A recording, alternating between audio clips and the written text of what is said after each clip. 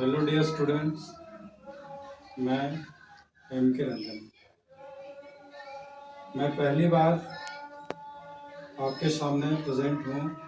Article, आप तो नाम सुने ही होंगे आर्टिकल्स।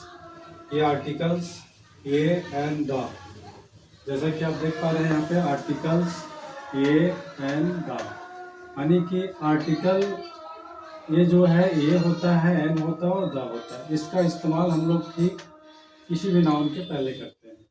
अब देखिए यहाँ पे ये जो ए एन और द है, इसको कैटेगराइज किया गया है, वो दो भागों में बांटा गया है। जैसे यहाँ पे हम बात करेंगे ये और एन का।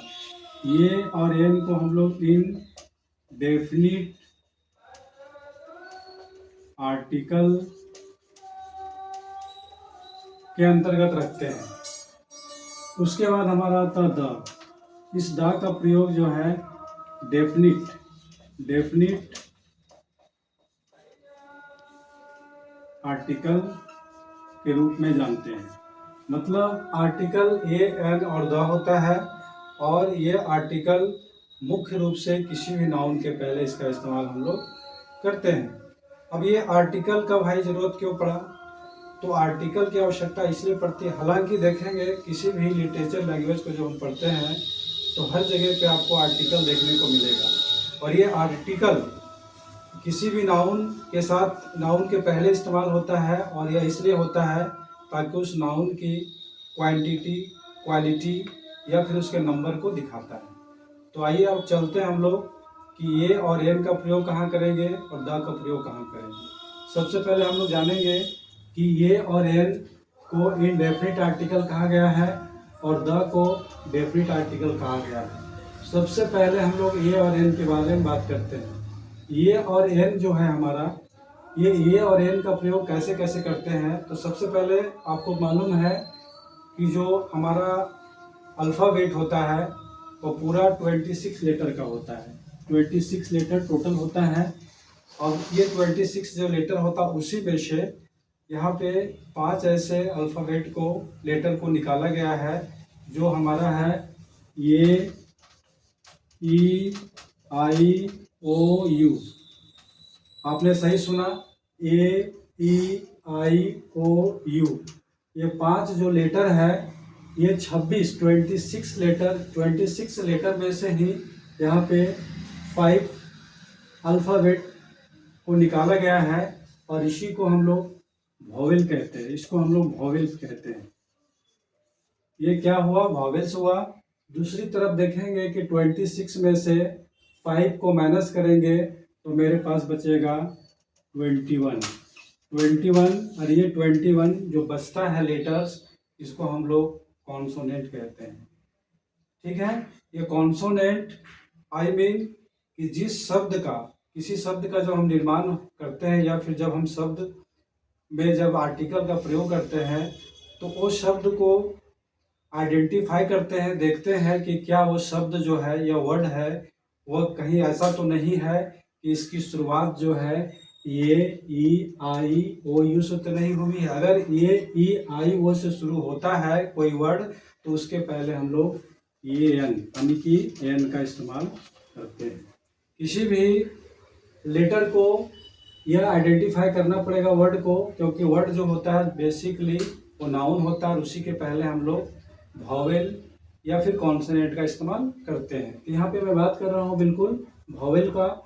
ये वॉवेल 5 होता है, 26 में से 5 निकल जाता है तो 21 जो बचता है उसको कॉन्सोनेंट कहते हैं। तो आपको बस इतना रिमाइंड करना है कि जब कोई शब्द या वर्ड का निर्माण करेंगे या फिर जब वर्ड का इस्तेमाल हम लोग किसी वॉवेल के रूप में करेंगे तो उसमें आपको देखना ये होगा कि जब वर्ड का इस्तेमाल हम कर रहे हैं और वह वर्ड जो है ये 5 अल्फ़ाबेट से मिलकर बना है तो उसके पहले हम लोग एन का इस्तेमाल करेंगे। जैसे मान के चलिए एप्पल, APPLE एप्पल, इसके पहले हम लोग एन का इस्तेमाल करेंगे।